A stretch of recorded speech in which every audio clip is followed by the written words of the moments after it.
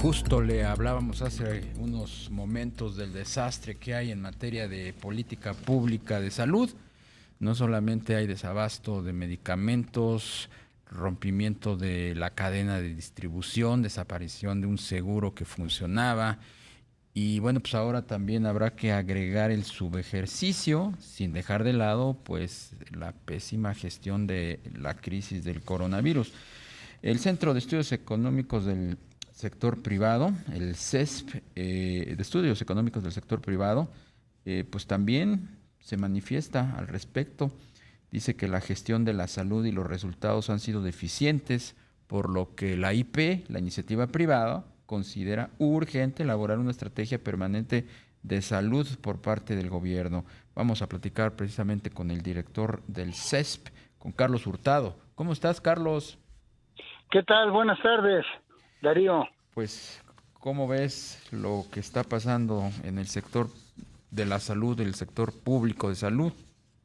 Bueno, mira, acabas de hacer un resumen bastante bueno de la situación actual, ¿no? En términos de, bueno, yo diría en primer lugar una serie de políticas que francamente han sido improvisadas, como la desaparición del Seguro Popular y la puesta en marcha de un nuevo sistema, pues que no estaba preparado, ¿verdad? No estaba bien planeado desde un principio, ¿no? Fue una ocurrencia que la cosa salió muy mal, ¿no? Y ahora estamos, me temo que podemos estar en otra, porque ahora de lo que se trata es de unificar los servicios de salud todos en el IMSS, ¿no? Con esto que le llaman IMSS Bienestar. Pero yo no sé si los recursos son los suficientes para hacer eso, no sé cómo se va a tratar el tema de la dualidad de personas, ¿no? Ante el IMSS Bienestar. Hay unos que tienen derechos adquiridos porque son derechohabientes, ¿no? Pero pues hay otros que simplemente es la población abierta, como se le decía tradicionalmente, que no tenían acceso a al IMSS, al ISSSTE o a los seguros privados, ¿no? Entonces, eso a mí me huele, ojalá me equivoque, a que es una nueva ocurrencia hecha sobre las rodillas y quién sabe cómo va a funcionar. Carlos, buenas tardes, te saluda Rogelio Varela. Carlos, ¿cómo explicar lo que comentaba hace un momento Darío, este subejercicio en el gasto en el sector salud, pues a partir pues de todo lo que está ocurriendo con estos movimientos en torno al INSABI y el IMSS Bienestar? Mira, en 2020 hubo una asignación adicional perdón, al presupuesto de la Secretaría de Salud, que en efecto se gastó, y en el 2021 yo no recuerdo, digo, no estoy seguro que haya habido un subejercicio, no sé cómo estén las cuentas en el 2022, pero lo que sí sé es que, dada la gravedad de la situación sanitaria en el mundo, todos los países a la hora de la pandemia pues le dedicaron muchos recursos adicionales para que, bueno, pues para las cosas que había que hacer para atender la pandemia, ¿no? Para equipamiento, para pruebas de COVID, para atención de primera mano en ese caso, etcétera, ¿no? Campañas también de comunicación al respecto, etcétera. Y en una de las fuentes que hemos consultado, el país que menos recursos adicionales le dedicó al sistema de salud resultó ser México, ¿no? Y esto pues se suma a una serie de decisiones como las que comentábamos hace un momento, de improvisar cambios, ¿no? Ahí que no están evaluados, y también se suma a la poca atención, digamos ya al descuido o a la ligereza, vamos a decirlo así, con que se tomó desde un principio el tema de la pandemia. Tenemos indicadores muy malos. Somos de los peores países en muertes, digamos, ¿no? En decesos, quizá más aún cuando tomamos en cuenta el exceso de mortalidad. Tenemos una tasa de letalidad que, bueno, solamente es comparable a la de Yemen y Corea del Norte y países de ese tipo, ¿no? De letalidad, y eso por no haber hecho pruebas. No se le dio la importancia desde un principio. Creo que la gestión ha sido muy mala. A mí o a nosotros lo que nos sorprende es que el presidente sale no mal evaluado en términos de sus gestiones de salud, ¿no? Así como sí lo sale en términos de seguridad pública, la economía, empleo, etcétera. En términos de salud, las personas en las encuestas expresan que el gobierno lo ha hecho bien. Para mí es un acertijo todo eso, ¿no? Dado los indicadores que son súper claros en lo que ha pasado. Carlos, También, sí, señor. perdón, cuando hablan No, no. ustedes del sector, desde el sector privado de elaborar una estrategia permanente de salud, ¿qué debería contener esa estrategia? Bueno, mira, para empezar, a ver, en lo personal no soy un experto en salud, yo no soy médico, ¿no?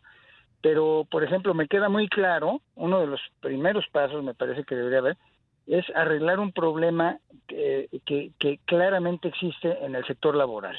Es decir, toda esta discusión de ahora, que si los médicos cubanos y que si no quieren ir a las zonas rurales y demás, todo este discurso público está lleno de contradicciones. Como yo creo que lo que ha pasado más bien es que hay un problema laboral añejo, ¿no? Con los médicos que salen. ¿Por qué? Porque los médicos pues no pueden ir de un momento a otro a irse a situar con su familia en una ciudad con contratos que no está claro que son digamos regulares en términos de que sean duraderos, sino muchos de ellos son temporales, ¿verdad?